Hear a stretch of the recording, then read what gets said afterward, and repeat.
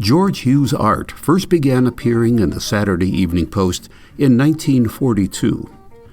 The quality of his work led to more illustration assignments from the magazine, and a commission to illustrate a wartime series entitled These Are the Generals. Eventually, Hughes hit the big time when his narrative illustrations began appearing on the magazine's cover. Between 1948 and 1975, his art appeared on the cover of 112 issues. Hughes got his start in the fashion industry when he showed a good eye for form and color that enabled him to depict clothing and women to their best advantage. This talent can be seen in his post illustrations. Like Rockwell, Hughes could capture a story in a single image. One of his favorite themes was the interplay of children and adults. In 1946, Hughes and his wife moved to Arlington, Vermont, to live among other Post illustrators, including John Atherton, Mead Schaefer, and Norman Rockwell. They'd often get together and share ideas. Hughes suspected Rockwell asked his advice only so he could do the exact opposite.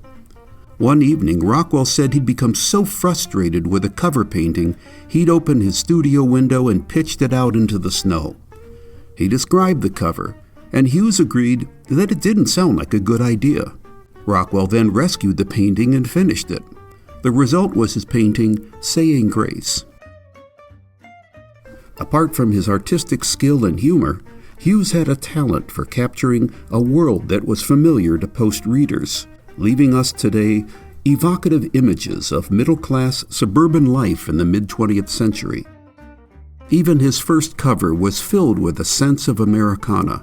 It inspired one reader to write, "That cover could have been torn off the magazine and dropped any place on the face of the globe, and anyone who picked it up would have said, 'That's America.'"